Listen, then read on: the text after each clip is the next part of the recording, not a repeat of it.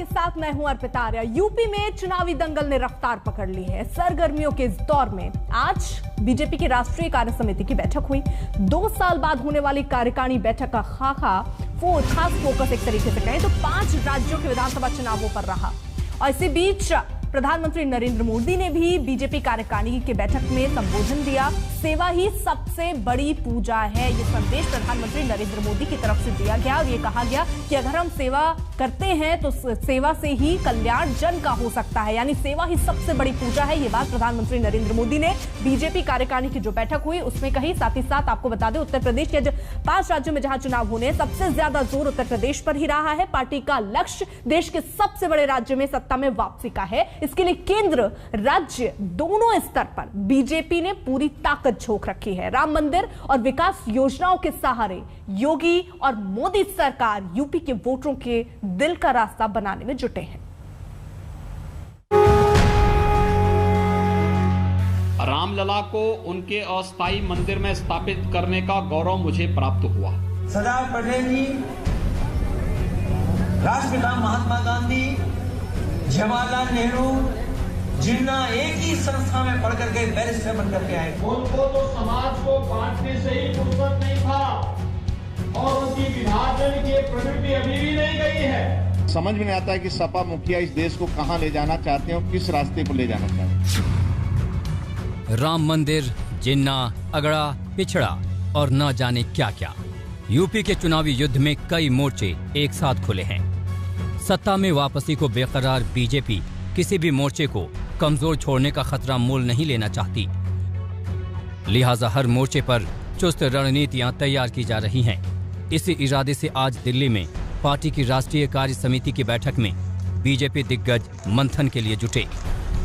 चर्चा तो 5 राज्यों के चुनावी एक्शन पर हुई, पर जाहिर तौर पर आज की बैठक का केंद्र बीजेपी के लिए सबसे कीमती राज्य उत्तर प्रदेश के आसपास ही रहा। देश में 10,40,000 पोलिंग स्टेशन है। पार्टी की छोटी इकाई, सबसे निचली इकाई बूथ कमेटी होती है। कुछ राज्यों में पार्टी उसकी नीचे जा चुका है। हमारे गुजरात एक एक्सपेरिमेंट करते हुए गुजरात ने बूथ कमेटी के नीचे पेज कमेटी, एक वोटर लिस्ट में जैसे एक पेज रहता है, गुजरात ने एक पेज की एक कमेटी बना चुका है। लेकिन पार्टी की राष्ट्रीय अध्यक्ष ने आज लक्ष्य दिया 25 दिसंबर 2021 के अंदर देश की 10,40,000 बूथ को पूरा बना लिया जाएगा। लगभग 85% बूथ बन चुके हैं देश में। बाकी जो 15% बूथ बचे हैं वो बना लिया जाएगा 25 दिसंबर तक। पीएम मोदी के साथ हुई इस बैठक में यूपी के सीएम और दोनों डिप्टी सीएम भी शामिल हुए। तैयारियों का जोश और प्रचार का विश्वास कुछ ऐसा है कि बीजेपी को यूपी में अपने खिलाफ कोई दिखाई नहीं दे रहा है। राष्ट्रीय कार्य समिति जो होती है वो माननीय राष्ट्रीय अध्यक्ष जी की अध्यक्षता में होती है। वो दिल्ली में हो रही है। हम लोग वर्चुअली यहाँ जुड़ रहे हैं। जो होगा उसका आपको फीडबैक बैठक के चुनाव के लिए मूल मंत्र आज दिया जाएगा पीएम मोदी की ओर से। आप लोग कितने तैयार हैं? अब क्या क्या मंत्र दिया जाएगा अब ये तो मुझे आपको मालूम होगा, लेकिन अभी हम लोग तो सुनने के लिए जा रहे हैं और जो भी बताया जाएगा वह सब किया जाएगा। लेकिन 2022 में हम लोग रिकॉर्ड विजय फिर से प्राप्त करेंगे। माननीय मोदी जी के जो कार्य हैं वो चढ़कर बोलते हैं और योगी जी के कार्य जो हैं पूरे एक अनुगामी हैं माननीय मोदी जी के। मोदी जी का एक प्रतिरूप की तरीके से उन्होंने एक अच्छा समन्वय, जो भारत का सबसे अच्छा समन्वय किसी राज्य का हो सकता था, वो उत्तर प्रदेश और केंद्र के बीच का जो समन्वय है वो एक आदर्श है और इसमें सब एक दूसरे का पूरक बन के काम किया। वैसे तो यूपी में इस बार की लड़ाई बहुकोणीय होने के आसार हैं। अखिलेश पूरे जोश से यूपी नापने में लगे हैं। कांग्रेस के लिए प्रियंका वाड्रा ने एक तरफा अभियान छेड़ रखा है और योगी सरकार को घेरने का कोई मौका नहीं छोड़ रही हैं। उधर मायावती भी 2007 की सोशल इंजीनियरिंग वाला करिश्मा दोहराने की हसरत पाले बैठी हैं। तो वहीं सत्ताधारी बीजेपी के पास विरोधियों के खिलाफ राम मंदिर नाम का सबसे बड़ा औजार है, जिसका वो भरपूर इस्तेमाल भी कर रही है। राम नाम का भरोसा इतना है कि दिल्ली के मंथन से पहले ही योगी आदित्यनाथ ने अयोध्या में बैठकर अपना लक्ष्य तय कर लिया है कि अगर देश हित में कार्य करेंगे, निर्णय लेंगे, ईमानदारी से आप आगे बढ़ेंगे तो जनता का समर्थन आपको इसी प्रकार से प्राप्त होगा। जनता के इस उत्साह के लिए मैं उनका अभिनंदन करता हूं। पूरे देश के अंदर इस रुझान का भी मैं अभिनंदन करता हूं और विश्वास के साथ कह सकता हूं कि भारतीय जनता पार्टी आदरणीय मोदी जी के नेतृत्व में पूरे देश के अंदर 300 प्लस का लक्ष्य प्राप्त करेगी। आज तक ब्यूरो। तो राष्ट्रीय कार्यकारिणी की बैठक में आज प्रधानमंत्री नरेंद्र मोदी ने एक बार फिर से उन कार्यकर्ताओं को जो संगठन को मजबूत करते हैं उनको खास संदेश दिया कि सेवा ही करनी है और सेवा ही सबसे बड़ी पूजा है और इसी के माध्यम से हम चुनाव में, आने वाले चुनाव में उतरेंगे। कोरोना काल में सेवा की नई संस्कृति की शुरुआत हुई, ये बात भी प्रधानमंत्री नरेंद्र मोदी ने कहा। कार्यकर्ताओं ने सेवा की नई संस्कृति की शुरुआत की। जिस तरीके से ऐसे बुरे दौर से भी कार्यकर्ता अलग अलग जगहों पर डटे रहे कोरोना काल में, उसके लिए प्रधानमंत्री ने सबका आभार भी जताया। बीजेपी कार्यकारिणी की बैठक जिसमें प्रधानमंत्री नरेंद्र मोदी का संबोधन और उन्होंने कहा कि सेवा ही सबसे बड़ी पूजा है और कार्यकर्ताओं ने सेवा की नई संस्कृति की इसी के साथ शुरुआत की है।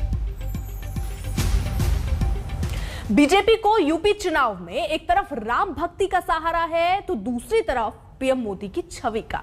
बनारस के सांसद पीएम मोदी का ग्लोबल होता कद बीजेपी को आत्मविश्वास से लबरेज कर देता है। आज दिल्ली में हुए मंथन में खुद पीएम मोदी ने 5 राज्यों में होने वाले चुनावों के लिए पार्टी को विजय का मंत्र दिया।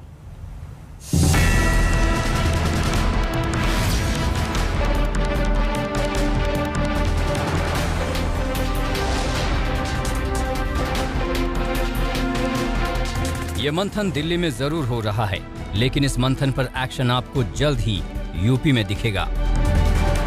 यूपी चुनाव की दहलीज पर खड़ी है और साफ है कि बीजेपी के इस सामूहिक कवायद का पहला सिरा यूपी से ही जुड़ रहा है। वो यूपी जो बीजेपी के 2 दिग्गजों की सियासी जमीन है, एक योगी आदित्यनाथ और दूसरे पीएम नरेंद्र मोदी। ये दोनों बीजेपी की बड़ी ताकत भी हैं और इसलिए बीजेपी के सामने एक बड़ा सवाल भी है कि योगी या मोदी, यानी यूपी में अब की बार योगी का चेहरा आजमाया जाए या फिर मोदी का चेहरा जो अब जीत की गारंटी बन गया है। माननीय मोदी जी राष्ट्र नेता नहीं, अब तो विश्व के नेता हैं और विश्व में सर्वाधिक लोकप्रिय नेताओं में से उनकी तुलना होती है, उनका नाम आता है और उनके पीछे बड़े बड़े राष्ट्रों के राष्ट्राध्यक्ष उनसे पीछे होते हैं। तो उनका फैक्टर होगा कि नहीं होगा, ये प्रश्न अपने आप में बड़ा काल्पनिक सा है।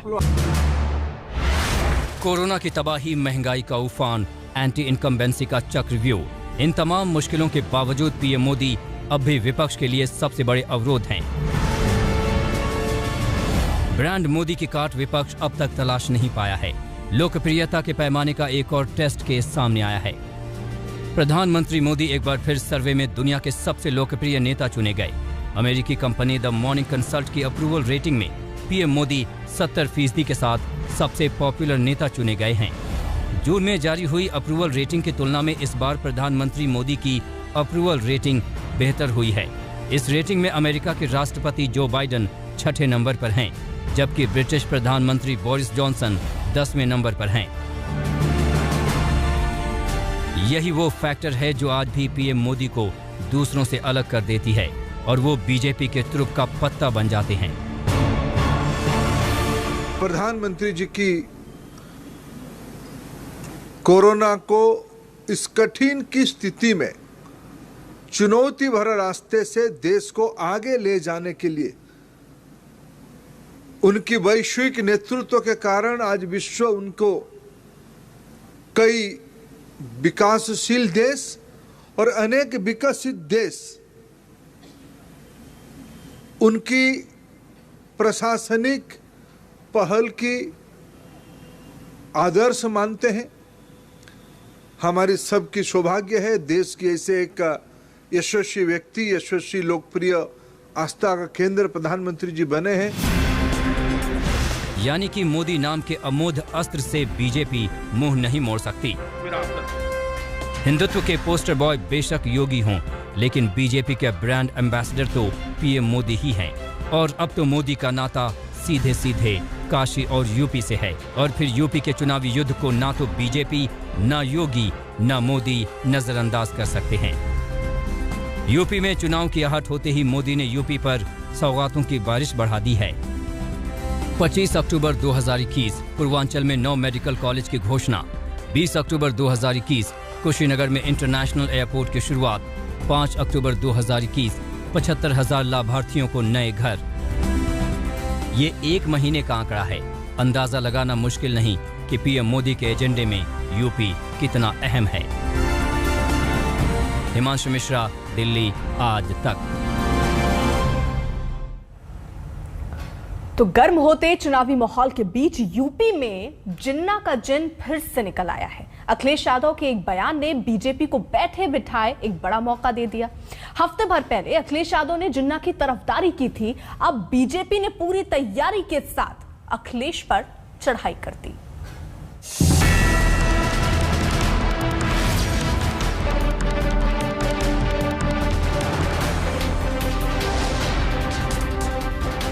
जिन्ना और पाकिस्तान की बात न हो तो हिंदुस्तान का चुनाव कैसा। कहते हैं इंसान अपने इतिहास से कभी पीछा नहीं छोड़ा सकता। यहाँ तो एक पूरा मुल्क 75 साल बाद भी अपने इतिहास को सीने से भींचे हुए है, क्योंकि यही इतिहास हर पार्टी के लिए भविष्य के सिंहासनों की नींव के पत्थर जैसा है। चंद महीनों बाद उत्तर प्रदेश में होने वाली सत्ता के संघर्ष में भी यही इतिहास सबसे बड़ा हथियार बनकर उभर रहा है। सरदार पटेल जी, राष्ट्रपिता महात्मा गांधी, जवाहरलाल नेहरू, जिन्ना एक ही संस्था में पढ़ करके बैरिस्टर बन करके आए थे। एक ही जगह पर पढ़ाई लिखाई की उन्होंने, वो बैरिस्टर बने, उन्होंने आजादी दिलाई।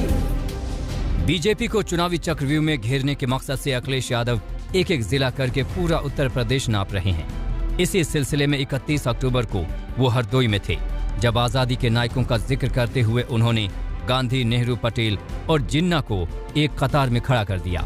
यूपी में अखिलेश की हसरतों के आगे बीजेपी की दीवार है और बीजेपी के पुरोधा दिवाली में अपने अरमानों के दिए रोशन करने में व्यस्त थे। लिहाजा अखिलेश का ये बयान याददाश्त के बैंक में रख दिया गया और फिक्स डिपॉजिट टूटा त्योहारी रंग उतरने के बाद।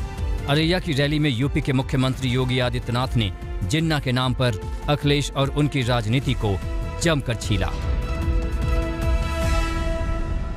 एक दल के नेता ने पिछले दिनों एक वक्तव्य जारी किया था, और वक्तव्य क्या जारी किया था, यानी भारत की अखंडता के प्रतीक सरदार पटेल की तुलना देश तोड़क जिन्ना से करने का कुत्सित प्रयास किया था। इस प्रकार के शर्मनाक और निंदनीय बयानों को पूरे प्रदेश को खारिज करना चाहिए। लेकिन अखिलेश छाती ठोक कर कह रहे हैं कि उन्होंने जो कहा सही कहा। उल्टे वो विरोधियों को इतिहास की किताबें ठीक से पढ़ने की नसीहत दे रहे हैं। आपने महात्मा गांधी और जिन्ना को लेकर कहा, उसका कॉन्टेक्स्ट क्या था? अगर आप एक बार क्यों करें कॉन्टेक्स्ट? मैं तो कहूँगा ना कि दोबारा किताबें पढ़ लें, दोबारा किताबें पढ़नी चाहिए। अखिलेश को जिन्ना के इतिहास पर भरोसा है तो बीजेपी को 31 साल पुराने उस इतिहास पर, जब अयोध्या कार सेवकों के खून से लाल हो गई थी। तब यूपी की सत्ता की कमान अखिलेश के पिता मुलायम सिंह यादव के हाथों में हुआ करती थी और मुलायम सिंह का सियासी नाम मुल्ला मुलायम हुआ करता था। इससे भी हर कोई वाकिफ है। आज हालात कुछ और हैं। जिस राम मंदिर आंदोलन में गोलियां चली, वो राम मंदिर राम भक्तों के सपनों से बाहर निकलकर हकीकत के धरातल पर खड़ा होने लगा है। यूपी की कमान भी राम भक्त के हाथ में है और भक्तों को राम नाम पर पूरा विश्वास है। भक्तों पर, राम कार सेवकों पर गोलियां चलाई गई थी, बर्बर लाठीचार्ज हो रहा था। तब जय श्री राम बोलना एक अपराध माना जाता था। तब राम मंदिर की बात बोलना अपने आप में एक अपराध होता था। लेकिन भाइयों बहनों, आपकी ताकत, लोकतंत्र की ताकत कितनी मजबूत होती है, आपने उसका एहसास कराया। योगी सरकार 2017 में सत्ता में आने के बाद से ही अयोध्या को अपने वर्चस्व राजधानी के तौर पर प्रोजेक्ट करती रहती है। हर साल दिवाली पर यहाँ दिए जलाने का नया रिकॉर्ड बनता है। राम मंदिर पर फैसला आने के बाद बीजेपी की कोशिशों को जैसे मंजिल ही मिल गई। खुद पीएम ने मंदिर का भूमि पूजन किया और सीएम योगी उनके दूत की तरह मंदिर निर्माण से जुड़ी सारी जिम्मेदारी अपने कंधों पर उठा रहे हैं। राम के नाम पर इस ताबड़तोड़ अभियान के जवाब में अखिलेश अगर जिन्ना पर लौट आए हैं तो माना जाना चाहिए कि यही उनके सियासत का सबसे बड़ा हथियार है, क्योंकि अब बात सियासी अस्तित्व पर आन पड़ी है। दिल्ली से हिमांशु मिश्रा और लखनऊ से समर्थ श्रीवास्तव के साथ आज तक ब्यूरो।